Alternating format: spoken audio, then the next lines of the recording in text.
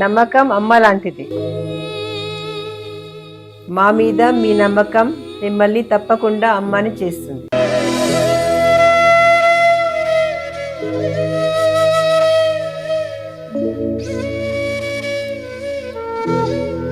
నేడు ఎంతో మంది మా మీద నమ్మకంతో అమ్మాయారు.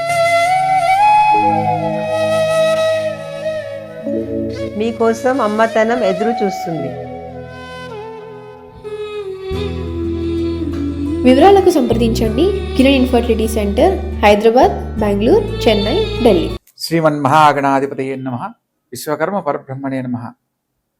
ప్రతి ఒక్కరి జీవితంలో ఆనందకరమైన జీవితాన్ని పొందడానికి ఎన్నో రకాలుగా ప్రయత్నాలు చేస్తూ ఉంటారు. ప్రస్తుత కాలంలో మనకు ఈ ఫిబ్రవరి 23వ తారీఖు నాడు ఉదయం 11:34 నుండి మార్చి 1వ తారీఖు మిడ్ నైట్ 12:34 వరకు పంచగ్రహ కూటమి పేరుతో 5 గ్రహాలు కుంభరాశిలో సంచరించబోతున్నాయి.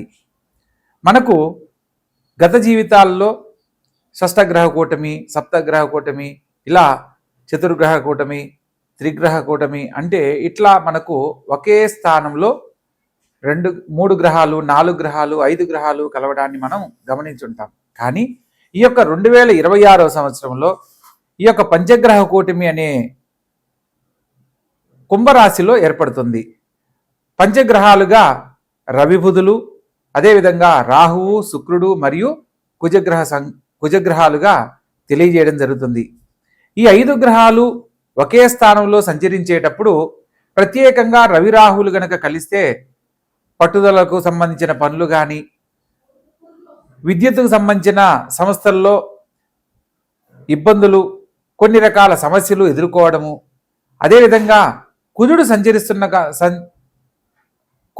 సంచరిస్తున్న కారణంగా మాటకు సంబంధించిన కొన్ని మాట్లాడే సందర్భంలో ఆలోచించకుండా మాట్లాడడం వల్ల, తీసుకునే నిర్ణయాల వల్ల ఎదుర్కొనే సమస్యలు, అదేవిధంగా శుక్రుడు ధనానికి, ఆర్థిక లాభానికి అధిష్టాన దేవుడుగా, బుధుడు బుద్ధిబలానికి, తెలివిగా మాట్లాడే జ్ఞానానికి అధిష్టాన దేవుడుగా మనకు గ్రహాల యొక్క స్వభావాలు తెలియజేస్తూ ఉన్నాయి.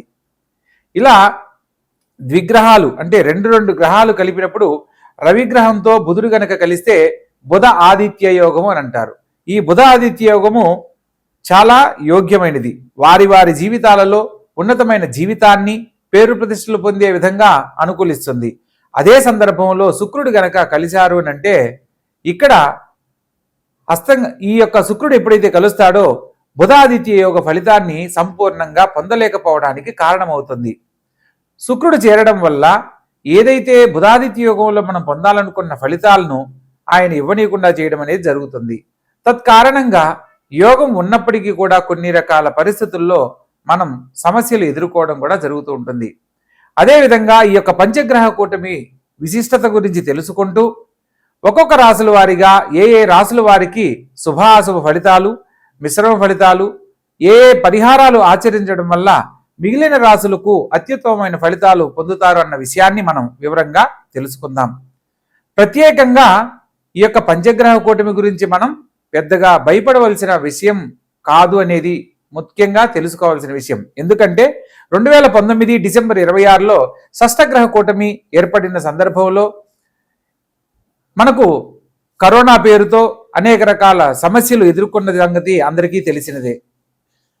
ఎక్కడైతే ఈ యొక్క శని భగవంతుని యొక్క స్థానంలో ఈ యొక్క పంచగ్రహ కూటమి జరగడం కారణంగా భారీగా జనసమూహం ఏర్పడే ప్రదేశాలలో కొన్ని ఇబ్బందులు ఎదుర్కోవడానికి అవకాశం ఉంటుంది.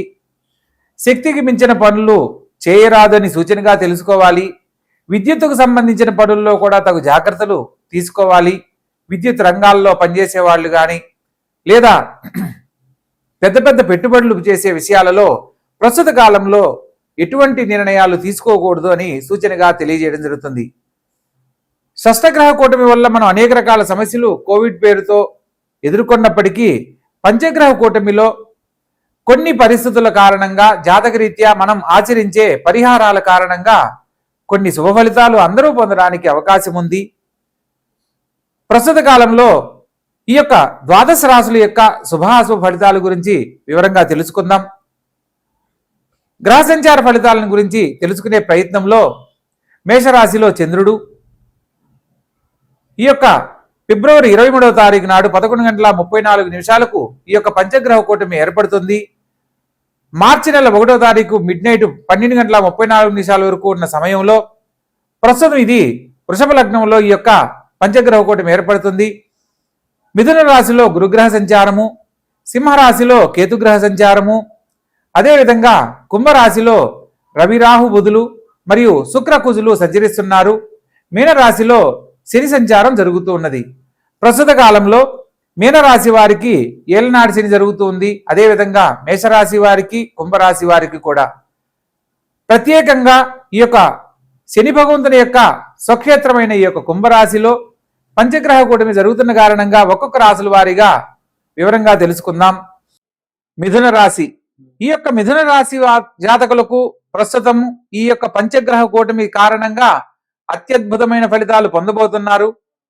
లగ్న చతుర్థాధిపతి బుధుడు అయ్యి భాగ్యస్థానంలో సంచరించడం విశేషము. అదేవిధంగా తృతీయాధిపతితో కలిసి ఉండడం వల్ల బుధాదిత్య యోగ ఫలితాన్ని పొందుతారు.